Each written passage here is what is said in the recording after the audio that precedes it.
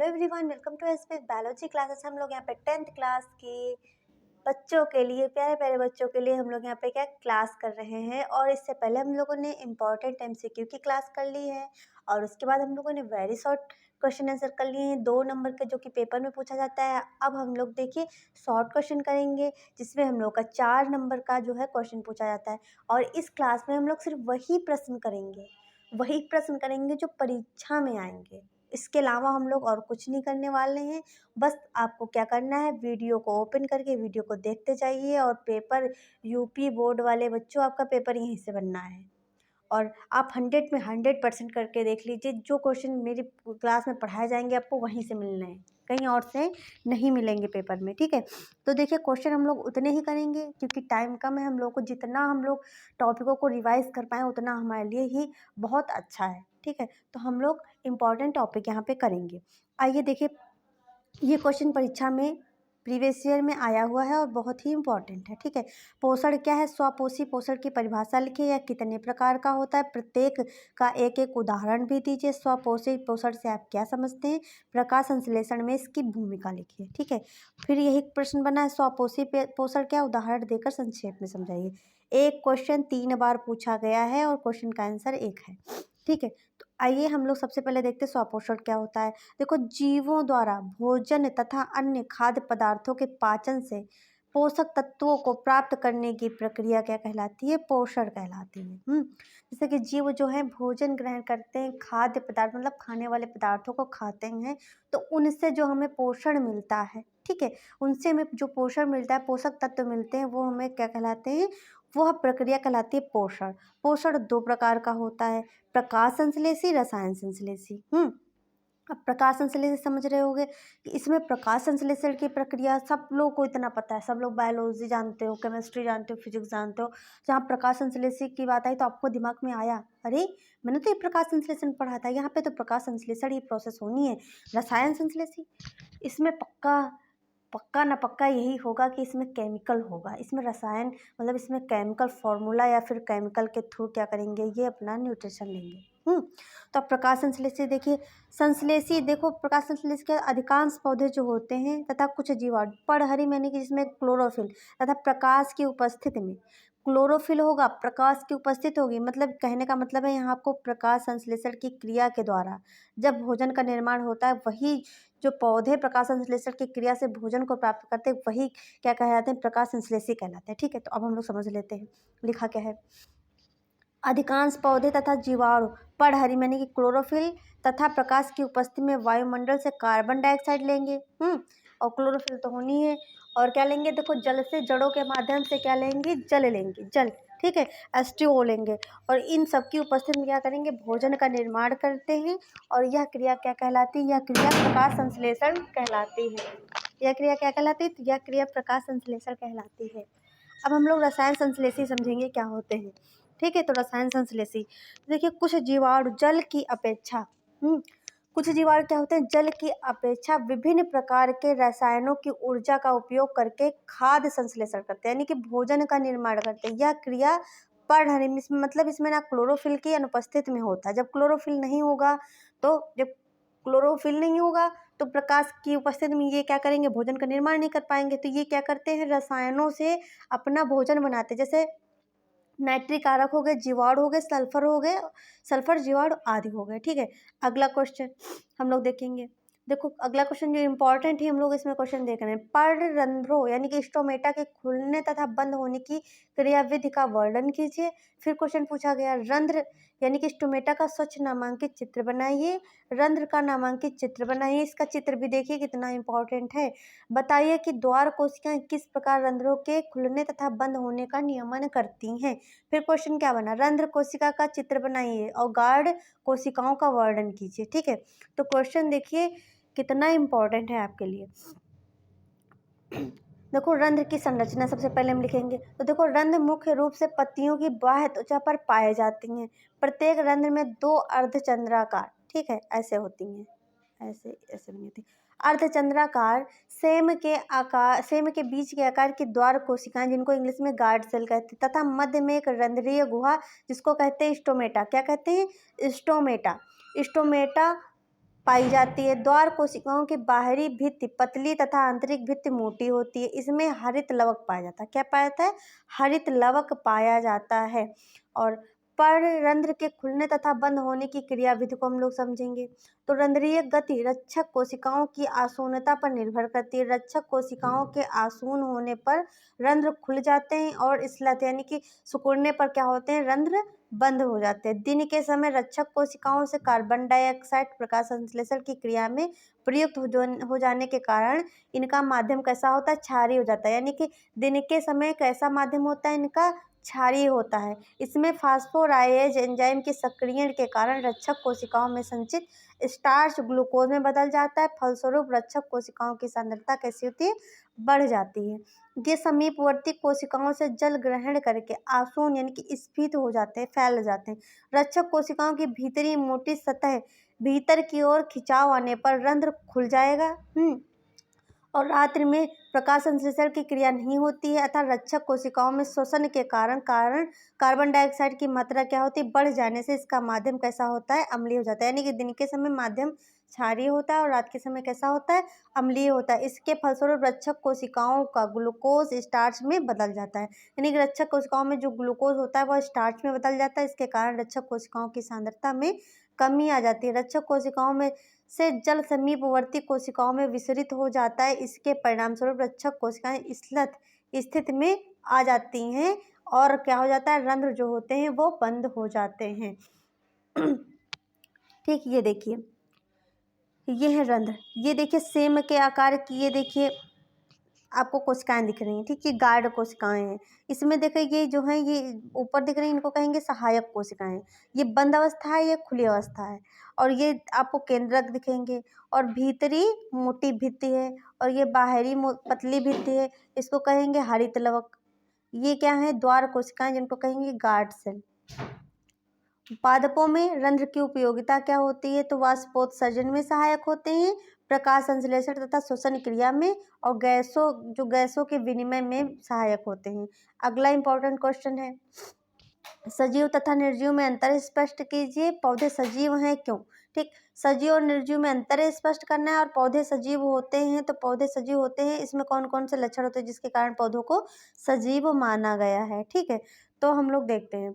सबसे पहले क्या करना है, इसके हमें लक्षण लिख लेने हैं। उसके बाद सजीव और निर्जीव में कौन कौन से लक्षण उपस्थित होते हैं, कौन अनुपस्थित होते हैं, इसको देखना है।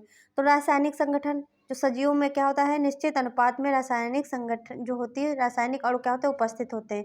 निर्जीव में निश्चित अनुपात नहीं होगा। जीव द्रव जो होता है सजीव में उपस्थित होता है। जीव द्रव ही तुम जो होता है, जीव द्रव में जितने ऑर्गन्स होते हैं वो क्या होते हैं? स्वतंत्रता जो तैरते रहते हैं। ठीक है, और इसमें निर्जीव में जीव द्रव होता नहीं, तभी क्या है? मृत हो जाता है। कोशिकीय संगठन सजीव में उपस्थित होता है, निर्जीव में नहीं होता है। उपापचय जो होता है सजीव में होता है, निर्जीव में नहीं होता है। पोषण जो होता है वो सजीव में आवश्यक, भाई बिना पोषण के जो होता है सजीव चलने फिरने की क्रिया में असमर्थ हो जाएगा, बाद में क्या हो जाएगा? उसकी मृत्यु हो जाएगी। ठीक है, तो पोषण क्या होता है? आवश्यक होता है सजीवों में। और जो निर्जीव होते हैं उनमें पोषण की कोई आवश्यकता नहीं होती। वृद्धि जो होता है, देखो वृद्धि जो होती है सजीव हमेशा देखो करते हैं, आंतरिक वृद्धि होती है।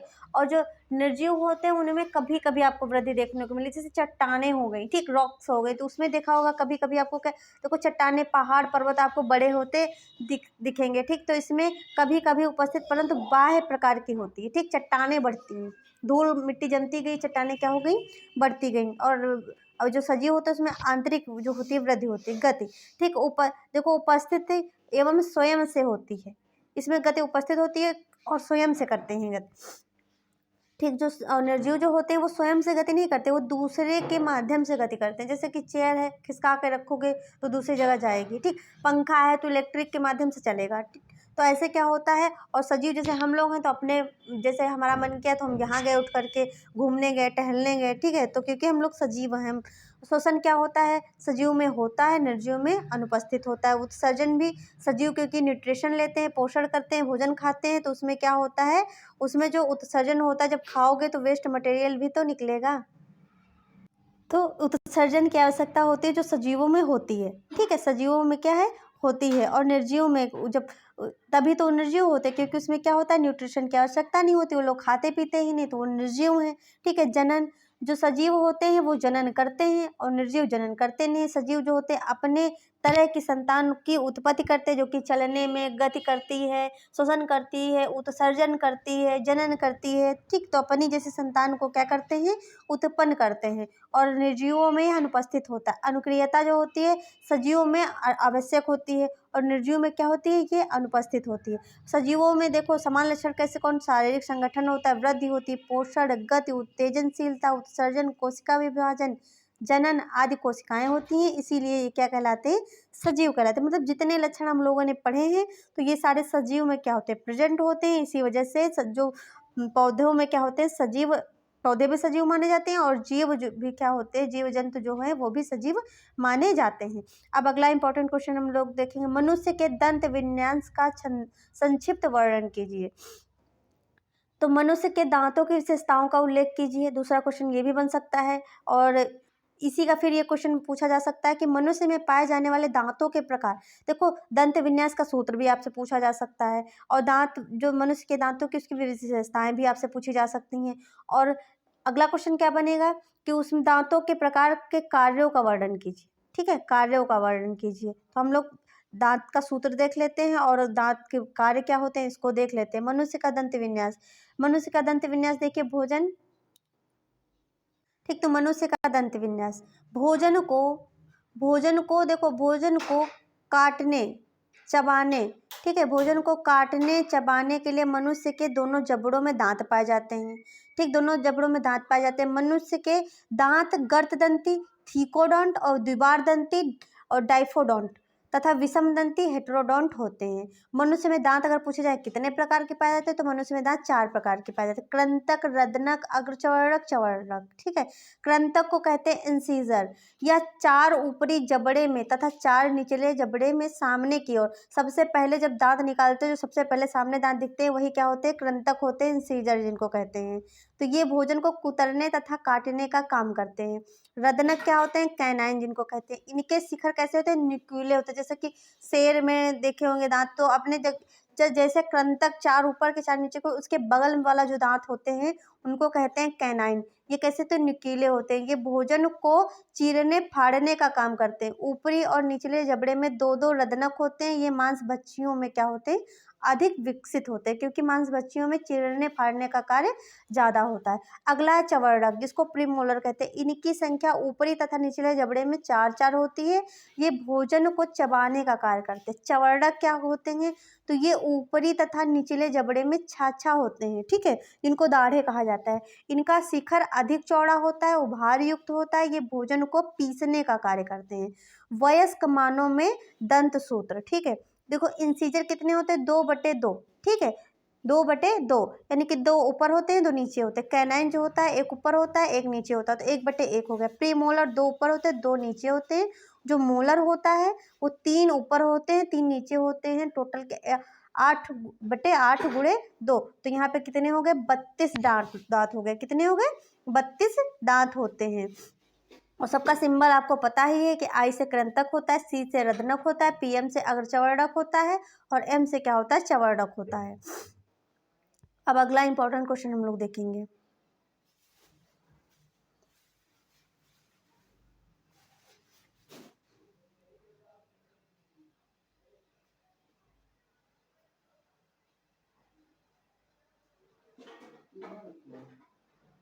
अगला क्वेश्चन देखिए, क्या अग्न्याशय की संरचना। ठीक है, अग्न्याशय की संरचना तथा कार्यों का वर्णन कीजिए। अग्न्याशय के अंतःस्रावी भाग में स्थित अल्फा बीटा कोशिकाओं से निकलने वाले हार्मोन्स के नाम तथा कार्य का वर्णन कीजिए। अगला क्वेश्चन है, अग्न्याशय द्वारा स्रावित 2 पाचक एंजाइमों के नाम व कार्य लिखिए। फिर अग्न्याशय के अनुप्रस्थ काट का चित्र बनाइए। ठीक है, तो देखते हैं इसको। संरचना की दृष्टि से अग्न्याशय छोटे छोटे पिंडकों से बना होता है। ठीक है, संरचना की दृष्टि से जो अग्न्याशय होता है वह छोटे छोटे पिंडकों से बना होता है। इन पिंडकों की कोशिकाएं घनाकार तथा स्रावी होती हैं। पिंडकों के मध्य क्या होती है, लैंगर हैंस की द्वीपिकाएं समूह के रूप में पाई जाती हैं। और अग्न्याशय को मिश्रित जो है ग्रंथि भी कहते हैं, यानी मिक्स ग्लैंड भी कहते हैं। इसके दो भाग होते हैं, बहिस्रावी भाग और अंतःस्रावी भाग। ठीक है, तो अब देखते हैं, इसको समझते हैं। देखो, बहिस्रावी भाग वह अग्न्याशी रस स्रावित करता है। जो बहिस्रावी भाग होता है वह अग्न्याशी रस का जो होता है स्रावण करता है, और यह पूर्ण पाचक रस है। यह कौन सा रस होता है? पूर्ण पाचक रस होता है। इसमें प्रोटीन पाचक ट्रिप्सिन तथा काइमोट्रिप्सिन, कार्बोहाइड्रेट पाचक एमाइलेज तथा वसा पाचक अग्न्याशी लाइपेज एंजाइम होते हैं। अतः अग्न्याशय के निष्क्रिय हो जाने पर भोजन का पूर्ण पाचन नहीं हो सकेगा। ठीक, अगर अग्न्याशय जो होता है वह निष्क्रिय हो जाता है तो भोजन का पूर्णतः क्या होता है? पाचन नहीं होता है। ठीक है, ये इसका डायग्राम दिया हुआ है। इसको कहेंगे जो फ्लावर जैसी संरचना बनी है, इसको कहेंगे पिंडक की स्रावी कोशिकाएं, और एक को कहेंगे पिंडक, और ये बीच का है इसको कहेंगे गुहिका। क्या कहेंगे? गुहिका कहेंगे। और जो ये आपको नली जैसी संरचना दिख रही है इसको रुधिर वाहिनियां कहेंगे, और इसको कहेंगे संयोजी ऊतक, और जो ये बीच बीच में है इसको कहेंगे लैंगरहैंस की द्वीपिकाएं। अग्न्याशय में स्थित अंतःस्रावी भाग की लैंगरहैंस की द्वीपिकाओं की बीटा कोशिकाओं से इंसुलिन हार्मोन तथा अल्फा कोशिकाओं से ग्लूकागॉन। ठीक है, अगर बीटा कोशिकाओं से पूछा जाए तो बीटा कोशिकाओं से इंसुलिन हार्मोन्स का स्राव होता है, अल्फा कोशिकाओं से ग्लूकागॉन हार्मोन्स का स्राव होता है।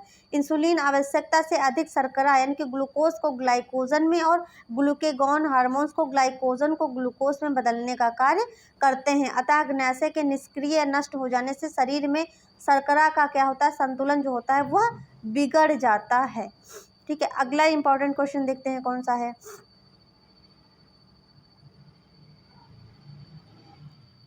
अगला देखेंगे 4 अंक का प्रश्न, आक्सीय तथा अनाक्सीय श्वसन। ठीक, आक्सीय तथा अनाक्सीय श्वसन क्या होता है? वायवीय श्वसन और अवायवीय। देखो, आक्सीय को कहेंगे वायवीय श्वसन, अनाक्सीय को कहेंगे अवायवीय श्वसन। या आक्सीय पूछा जाए या फिर वायवीय पूछा जाए, बात वही है। तो ये देख लीजिए, आक्सीय की जगह वायवीय आप कर सकते समझने के लिए, अनाक्सीय की जगह अवायवीय कर लेंगे। ठीक है, वायवीय श्वसन क्या होता है देखते हैं। सबसे पहले वायु की उपस्थिति में। ठीक है, तो वायवीय श्वसन क्या होता है? ऑक्सीजन पर निर्भर होता है। ऑक्सीजन होगा तभी वायवीय श्वसन होगा। अवायवीय श्वसन क्या होता है? इसमें ऑक्सीजन की कोई आवश्यकता नहीं होती है, बिना ऑक्सीजन के होता है। वायवीय जीवों को यह सुनिश्चित करने की आवश्यकता है कि पर्याप्त मात्रा में ऑक्सीजन ग्रहण की जा रही है। ठीक है, अवायवीय में क्या होता है? वायवीय श्वसन में ऑक्सीजन ग्रहण करने की मात्रा निर्भर नहीं करता है। ठीक, मात्रा पे निर्भर नहीं करता है। अब फिर इसको देखते हैं, अगला पॉइंट इसमें क्या है। तो देखिए, इसमें क्या है? ग्लूकोज या अन्य भोज्य पदार्थों के ऑक्सीकरण के लिए ऑक्सीजन की आवश्यकता होगी, क्योंकि यह ऑक्सीजन की उपस्थिति में होने वाला जो है श्वसन है। ठीक, ऑक्सीय श्वसन या वायवीय श्वसन। अब देखो क्या होता है, जैसे कि ग्लूकोज है आपके पास और ऑक्सीजन है इसमें। ठीक, तो क्या होगा यहाँ पे? ग्लूकोज और ऑक्सीजन, कार्बन डाइऑक्साइड और वाटर और प्लस का क्या होगी? ऊर्जा निकलेगी। तो अब जिसे इसका फॉर्मूला देख लेते हैं, अब इसको करेंगे कैसे। तो देखिए, ये आपका है ग्लूकोज, ऑक्सीजन है यहाँ पर 6 आपके पास कार्बन है, 12 हाइड्रोजन है, 6 आपके पास क्या है? ऑक्सीजन है। तो 6 यहाँ पे है, 12 यहाँ पे ऑक्सीजन है। तो क्या करेंगे? देखो, 6 कार्बन यहाँ पे हो गए, 6 दूनी 12, 12 ऑक्सीजन यहाँ की चली गई। ठीक है, और उसके बाद आपका क्या है?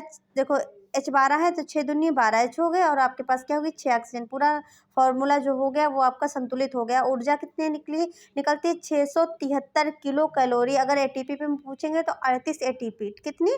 38 एटीपी यहाँ पे आप बगल में लिख सकते हैं। जो अवायवीय श्वसन होता है उसमें क्या होता है? इस क्रिया में ग्लूकोज यानी कि लैक्टिक अम्ल या एथिल अल्कोहल बनता है। यहाँ पर आपको देखो, कार्बन डाइऑक्साइड प्लस आपका वाटर बनेगा। यहाँ पर क्या होता है? जो ग्लूकोज होता है उससे लैक्टिक एसिड बनेगा या फिर क्या बनेगा? अल्कोहल बनेगा। तो ये देखो, ग्लूकोज का फार्मूला है, और यहाँ पे क्या बना? लैक्टिक अम्ल बना, लैक्टिक एसिड बना, और प्लस ऊर्जा निकली। और यहाँ पे देखो, इससे क्या एथिल अल्कोहल बन सकता है? 2 अणु एथिल अल्कोहल के प्राप्त होंगे आपको। देखो, C2H5OH, इसके आगे 2 लगा दोगे तो पूरा क्या होगा? फॉर्मूला आपको देखिए, यहाँ पे 6 है तो 2 दूना 4 हो गए। ठीक है, और यहाँ पे देखो 5 दूनी 10 हो गए, और यहाँ पे 2 ऑक्सीजन हो गई, 2 हाइड्रोजन हो गए, प्लस का आपके देखो 2 अणु कितने कार्बन डाइऑक्साइड के निकल गए, और यहाँ पे कितनी ऊर्जा निकलती है? तो ऊर्जा यहाँ पे निकलती है 2 ATP। कितने निकलती है? 2 ATP ऊर्जा निकलती है इस वाले श्वसन में। निम्न श्रेणी के अनेक जीवों जैसे कुछ जीवाणु, ईस्ट, अन्य कवक आदि अवायवीय जीवों में क्या होता है, अवायवीय श्वसन के द्वारा ऊर्जा उत्पन्न होती है। ठीक, अगर पूछा जाए अवायवीय श्वसन, जैसे आपका एमसीक्यू में आ जाए कौन करता है, तो जीवाणु हो गए, ईस्ट हो गए, कवक हो गए। ठीक है, तो ये कैसे करते हैं, अवायवीय श्वसन करते हैं। अगला इंपॉर्टेंट क्वेश्चन कौन सा है, श्वसन क्रिया को समझाइए, आक्सीय तथा अनाक्सीय श्वसन में अंतर बताइए। अंतर अभी हम लोगों ने ऊपर देखे हैं। ठीक है, वायवीय तथा अवायवीय श्वसन में अंतर।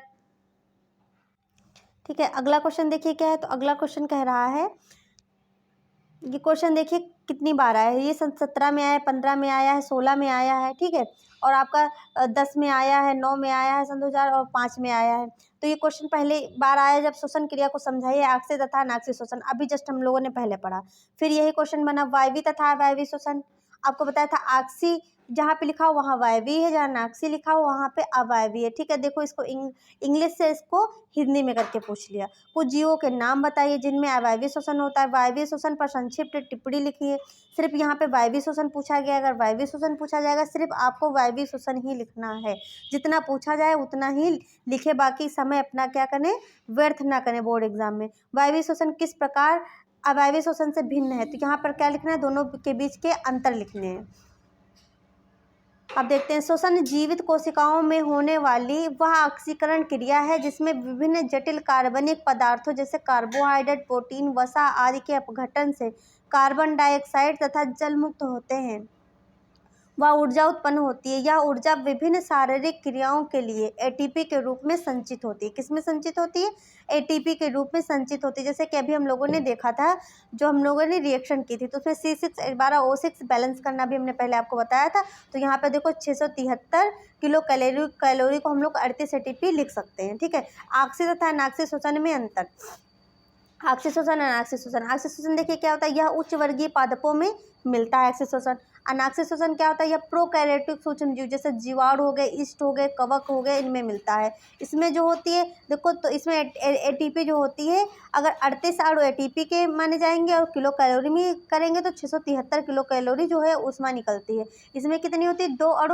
दो अणु क्या होते हैं, एटीपी के निकलते हैं। अगर किलो कैलोरी में बताया जाएगा तो 27 किलो कैलोरी क्या होती है, ऊष्मा या ऊर्जा निकलती है। इसमें ऑक्सीजन की आवश्यकता होती है क्योंकि यह आक्सीय श्वसन है, और आक्सीय या वायवीय श्वसन है। और अनाक्सीय श्वसन में क्या होता है कि इसमें ऑक्सीजन की आवश्यकता नहीं होती है। इसमें क्या होता है, शर्करा जो होता है कार्बन डाइऑक्साइड और पानी में होता है कन्वर्ट। इसमें होता है आपका, देखो इसमें लैक्टिक एसिड और आपका एथिल अल्कोहल में बदल जाता है ग्लूकोज आपका। ठीक है, अब श्वसन तथा श्वासोच्छ्वास में अंतर, ये भी इम्पॉर्टेंट क्वेश्चन है आपका।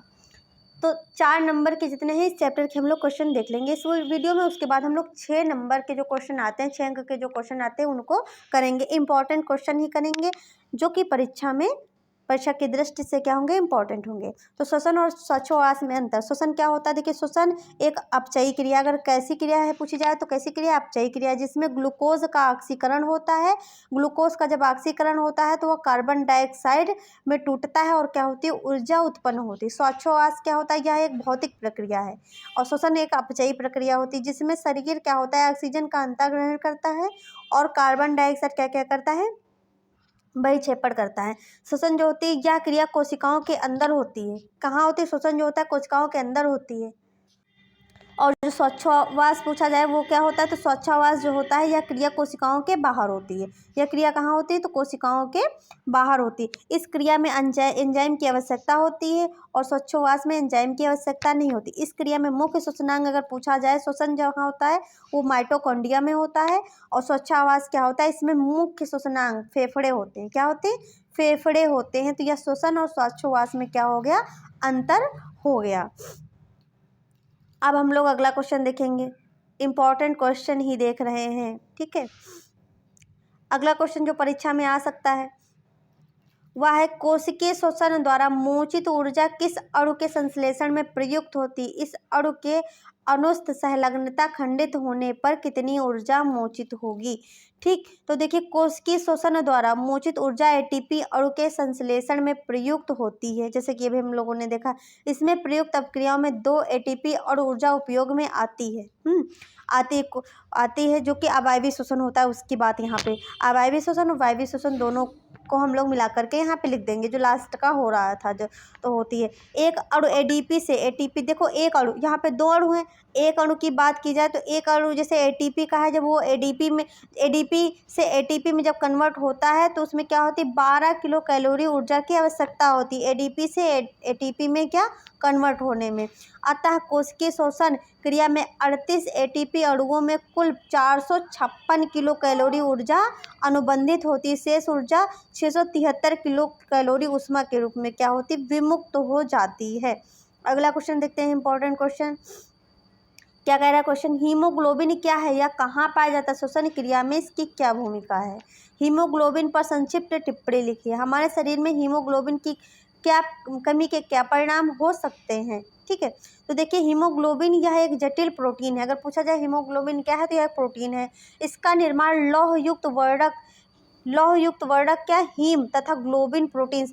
हीम क्या होता है, वर्णक होता है, और ग्लोबिन क्या होती है, प्रोटीन होती है। याद रखना, हीमोग्लोबिन को जब हम लोग इसका संधि विच्छेद जैसे करते हो हिंदी में, तो हीम का मतलब होता है वर्णक यानी कि पिगमेंट, और ग्लोबिन का मतलब होता है प्रोटीन।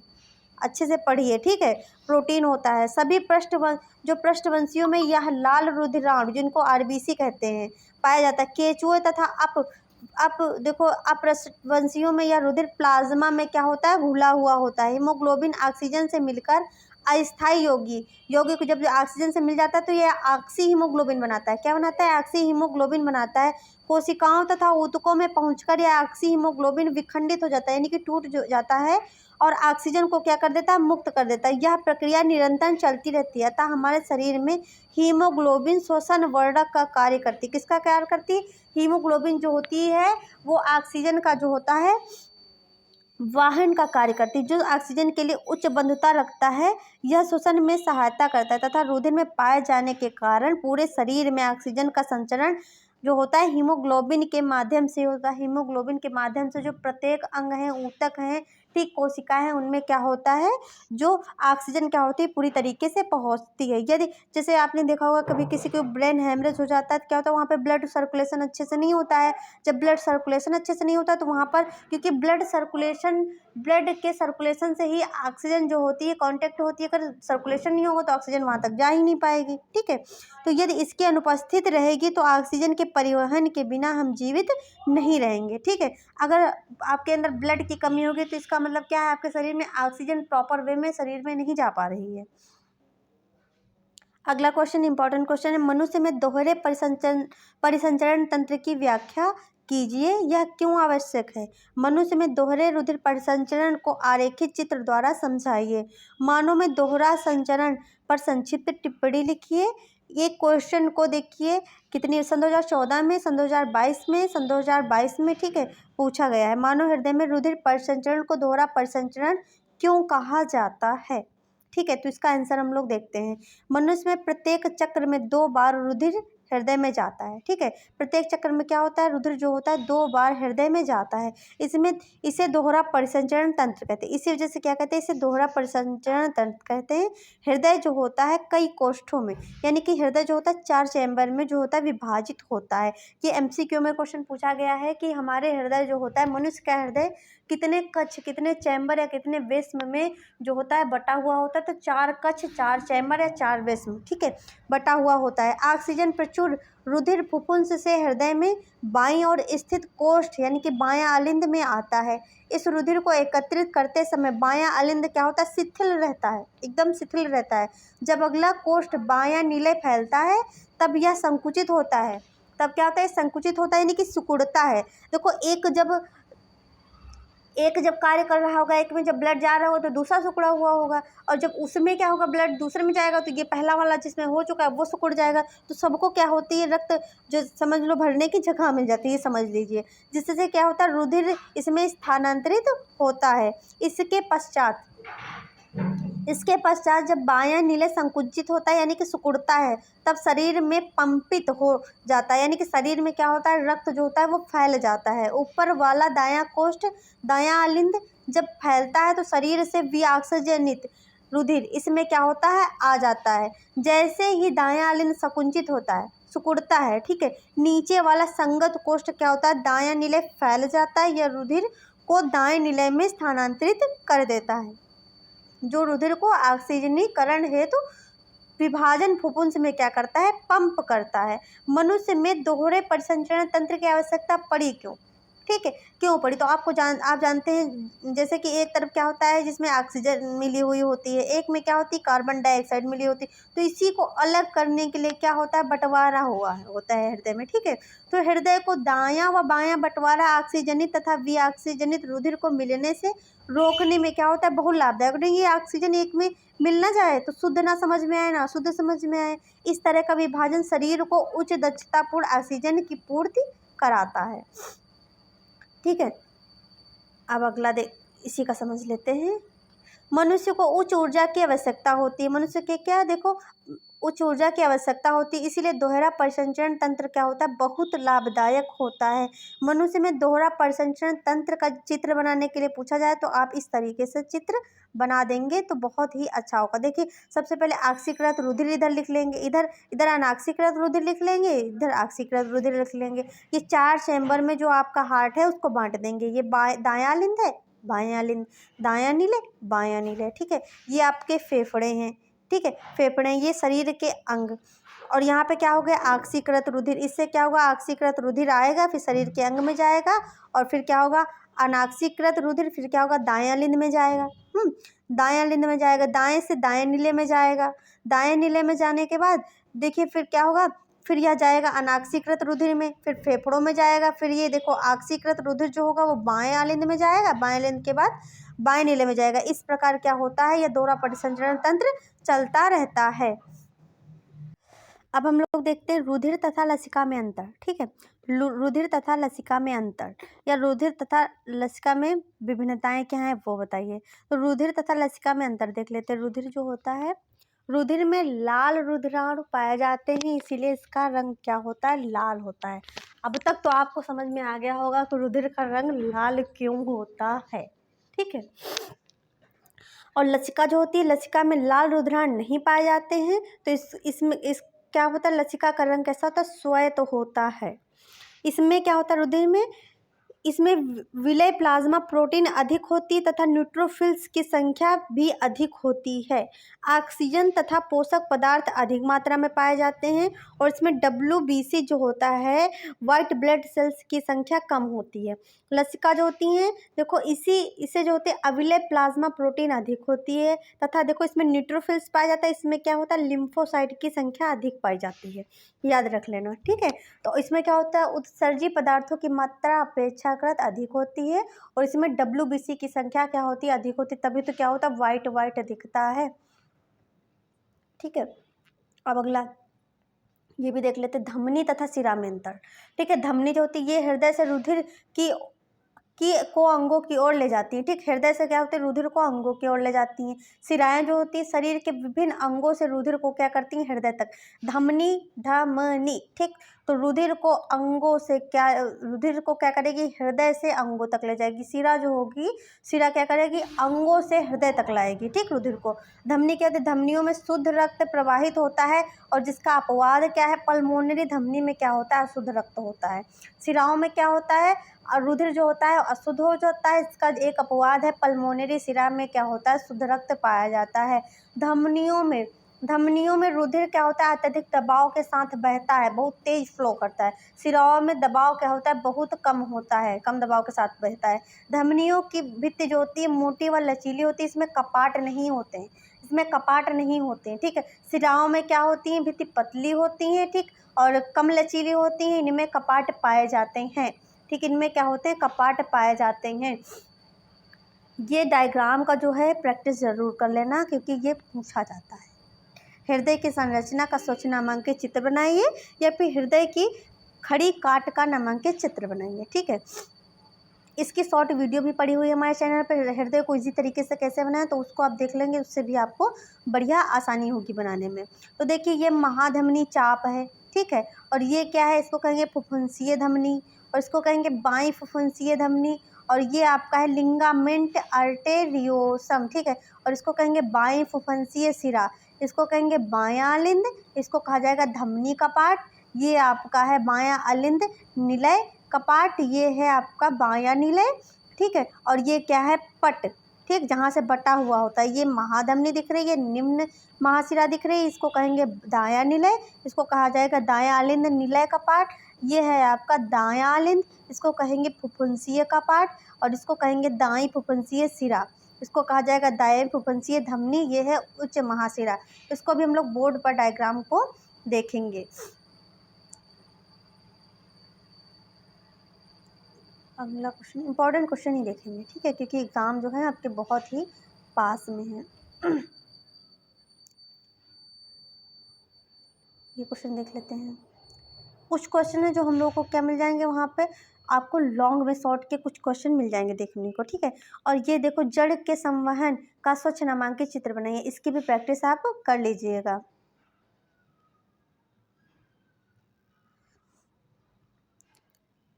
अगला चित्र है, मानव के वृक्क की खड़ी काट का चित्र बनाइए और उसके प्रमुख भागों के नाम लिखिए, ठीक है। तो मानव का देखिए वृक्क है, तो मानव के वृक्क की आंतरिक संरचना का चित्र है। इसको कहेंगे देखिए लघु कैलिक्स, ठीक है, इसको कहेंगे दीर्घ कैलिक्स। ये आपका क्या है, वृक्क अंकुर, इसको कहा जाएगा हाइलम। ये है श्रोणि पैल्विक, और इसको कहेंगे वृक्क वल्कुट, इसको कहेंगे देखो बर्टीनी के रीनल कॉलम, ठीक है। और ये क्या है, मेडुला पिरामिड, क्या है, मेडुला पिरामिड है, ठीक है। उत्सर्जन किसे कहते हैं, मनुष्य के शरीर में कौन से उत्सर्जी अंग पाए जाते हैं, ठीक है। अंगों के बारे में भी हम लोग ने सबसे पहले पढ़ा था, ठीक है। मानव उत्सर्जन तंत्र से अंग और नामांकित चित्र बनाकर के प्रदर्शित कीजिए। तो मनुष्य में क्या देख लेंगे, शरीर के जो होते हैं उत्सर्जी अंग हम लोग देख लेंगे और उसका चित्र देख लेंगे। वृक्क जो होता है ये मुख्य उत्सर्जी अंग होता है। शरीर का मुख्य उत्सर्जी अंग अगर पूछा जाए कौन है, तो वृक्क है। ये हानिकारक पदार्थों को रुधिर से छानकर पृथक कर लेते हैं तथा इन्हें मूत्र के रूप में बाहर निकाल देते हैं। त्वचा जो होती है यह उत्सर्जी पदार्थों को पसीने के रूप में मुक्त करती है। यकृत क्या होता है, यह उपापचय के फलस्वरूप बने हानिकारक पदार्थों को कम हानिकारक पदार्थों में बदलकर उत्सर्जन में सहायता करता है। मनुष्य में यकृत अमोनिया को यूरिया में बदल देता है। अगर पूछा जाए यकृत का कार्य क्या होता है, तो अमोनिया को यूरिया में बदलने का कार्य करता है। आपके फेफड़े हैं वो भी क्या करते हैं, उत्सर्जन में आते हैं, यानी कि कार्बन डाइऑक्साइड का उत्सर्जन करते हैं, ठीक है। ये डायग्राम देखिए बनाना है आपको, ठीक है। ये डायग्राम को आपको प्रैक्टिस करनी है। ये आपका देखिए क्या है, अधिवृक्क है जिसको एड्रिनल ग्लैंड कहेंगे। ये आपका अग्र महाशिरा है, इसको कहेंगे पेल्विस कहेंगे। ये मेडुला है, वल्कुट है। ये आपको एक साइड का वृक्क बनाना है, ठीक है, वृक्क है। इसको कहेंगे मूत्रवाहिनी, ठीक, मूत्रवाहिनी। और ये जो गोल गोल दिख रहा है इसको मूत्राशय कहेंगे। जो ये नोक तरीके दिख रहा है इसको कहेंगे मूत्र मार्ग।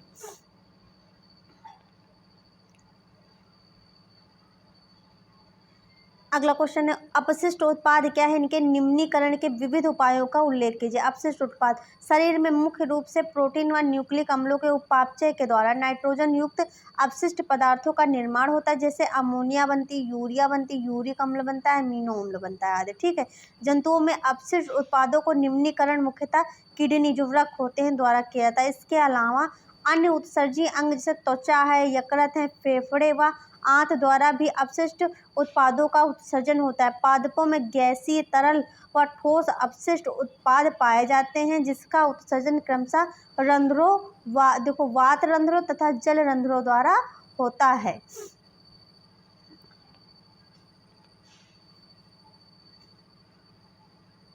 वृक्क के कार्य देख लेते हैं, ठीक है। तो देखो, वृक्क रुधिर के माध्यम से शरीर के अंतः वातावरण को क्या करता है, संतुलित रखते हैं तथा पीएच मान को स्थिर रखते हैं। ये नाइट्रोजनी वर्ज्य पदार्थों को मूत्र के रूप में क्या करते हैं, बाहर निकाल देते हैं। ये रुधिर परासरणी दाब पर नियंत्रण रखकर दाब को भी क्या करते हैं, नियंत्रित करते हैं तथा ऑक्सीजन की कमी होने पर आरबीसी के निर्माण को क्या करते हैं, प्रेरित करते हैं। ये अनेक प्रकार के बाह्य पदार्थों जैसे औषधि की अतिरिक्त मात्रा, औषधियों के रंग तथा विषैले पदार्थों को क्या कर देते हैं, निष्कासित कर देते हैं। जैसे कि आपने देखा होगा, जैसे आप कोई टैबलेट ले रहे हो, आपको कोई बीमारी है, जैसे फीवर ही आ गया तो आप टैबलेट खा रहे हो, तो जो आपका यूरिन का कलर होता है तो उस दिन क्या होता है, टैबलेट जो खा रहे हो तो आपको येलोइश, डार्क येलोइश दिखता है, क्योंकि क्या करता है, ये जो वर्ज्य पदार्थ होते हैं इनको किडनी जो क्या करती है, बाहर निकाल देती है मूत्र के माध्यम से, ठीक है, यूरिन के माध्यम से। अगला क्वेश्चन देखिए, इसका जो विक्राण यानी कि नेफ्रॉन है, नेफ्रॉन, ठीक है, इसका स्वच्छ नामांकित चित्र बनाने की प्रैक्टिस कर लेना। इसको हम लोग बोर्ड पे जितने भी चित्र हैं उसको हम लोग बोर्ड पे बनाने की पूरी प्रैक्टिस करेंगे, ठीक है। क्लास हो जाए उसके बाद हम लोग करेंगे। इसका प्राथमिक कार्य रुधिर में से यूरिया व नाइट्रोजन वर्ज्य पदार्थों को हटाना होता है, जो आपके नेफ्रॉन होते हैं। इसके अतिरिक्त, ठीक, वृक्काणु के कार्य हैं, ठीक है। इसके अतिरिक्त इसके अन्य कार्य अमोनिया विष औषधियाँ, ठीक, रंगा पदार्थ जैसे H+ आयन या K+ आयन, जल अधिक आदि की मात्रा को रुधिर में क्या कम करके रुधिर की समस्थैतिकता को बनाए रखना होता है। यह मूत्र को निर्माण व चयनात्मक पुनरावशोषण द्वारा लाभदायक पदार्थों को वापस रुधिर में पहुंचाने का कार्य भी करती है, ठीक है। अगला यहाँ पे अब हम लोग के क्या देखें, 4 नंबर के जितने भी क्वेश्चन हैं वो हम लोगों ने कवर कर लिए हैं। और इस चैप्टर से जितने क्वेश्चन आपको करवाए गए हैं शॉर्ट में, वही आपको पेपर में देखने को मिलेंगे। उसके अलावा आपको एक्स्ट्रा क्वेश्चन कोई भी नहीं पूछे जाएंगे। अगर आपको थोड़ा बहुत इंपॉर्टेंट, जैसे कि लॉन्ग क्वेश्चन जब हम लोग करेंगे तो उसमें कुछ आपको शॉर्ट के पॉइंट दिखेंगे जो कि वहाँ से बन सकते हैं, कुछ शॉर्ट बन सकते हैं जो कि ऑब्जेक्टिव बन सकते हैं, तो वहाँ से हम लोग कवर कर लेंगे। अगर आपको हमारी क्लास अच्छी लगी तो हमारे चैनल को लाइक, शेयर एंड सब्सक्राइब करें। Thanks for watching.